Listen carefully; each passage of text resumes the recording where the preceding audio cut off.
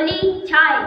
होली हिंदू धर्म तव्हां ॾिसंदा आहियो जॾहिं होली थींदी तॾहिं हिंदू धर्म वारा कुझु मल्हाईंदा आहिनि, ॾियारो मल्हाईंदा आहिनि।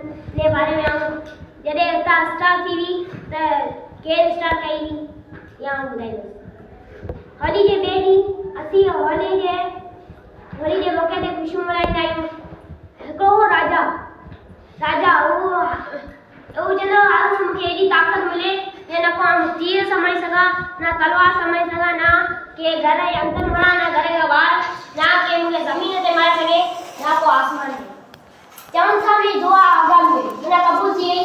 पोइ उहो ताक़त जे रूप में अची माना माण्हू ॿुधाइण लॻो मूंखां हुते ताक़त जॾहिं वॾो थियो तॾहिं तेॾी न छॾण न करे राजा छॾियो उस्ताद जॾहिं हिकी पालण वारी इबादत करण जी तौफ़ीक़ कई हुननि ॿुधाइण लॻो हिकी ख़ुदा आहे हुन सम्झो त मुंहिंजो पीउ हिन संसार जो ख़लकाइण कोन्हे। हीअ सम्झी करे माण्हुनि में प्रचार करणु लॻो, माण्हुनि खे ॿुधाइण लॻो, चयो त तव्हां हिकी ख़ुदा आहे, सभिनि जो हिकी ख़ुदा आहे पालण इन करे हुन मारणु चाहियो पहलाज खे न राजा मारणु चाहियो। राजा बचे सुठे लॻो हुनखे न जबल जी चोटी तां धुप ॾियाई तॾहिं बची वियो पहलाज। पोइ वरी ॿी सीख छॾणु लॻो, हुनखे पाणी में ॿोड़णु लॻो तॾहिं बि हू बची वियो।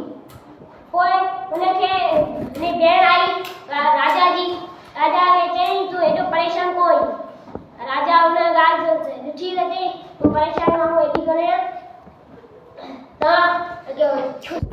हुन भेण जो नालो होलिका परेशान कोन चई हिकिड़ी ॻाल्हि मुंहिंजो पुटु हुन मुड़े ई कोन, मुंहिंजो पुटु चवंदो हिन संसार जो ख़ुदा ख़लकंदा इन करे मूंखे हुनखे मारणु खपे।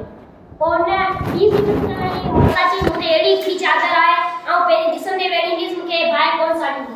इन करे हू होलिका खे चादर खणी आई, हू मच में अची बाक़ी पहलाज खे चयईं त राजा पहलाज खे चयईं त हाणे तूं जेकॾहिं सच में आई त तूं हुन मच में गिरी ॾेखार। जॾहिं मच में गिरियो त तॾहिं वरी बची वियो। पोइ मच में गिरियो त जेकी चादर जेकी हुई न उहा होलिका जे मथे पई, पहलाज जे मथे पई, होलिका सड़ी खाक थी पहलाज जे मथे पई, पहलाज बची वियो सही सलामत ॿाहिरि निकिते। वरी ॿी सिट लॻो राजा वॾो थुंब तपाए करे बाहि में हू ॿाहिरि करे हाणे तूं जेकॾहिं सच ते आई पहलाज तूं हिन में बांकर पाए। जॾहिं पहलाज ॾिठो त थंबे तां माखोड़ी हिकिड़ी घुसी रही ने डपु ख़तमु थी वियो। वञी दौड़ी करे वञी बांकर पाताई ख़ुदा खां थंबो ठगा करे पाती अधु थी वियो, अधु शींहं जो थी वियो, अधु माण्हू थी वियो।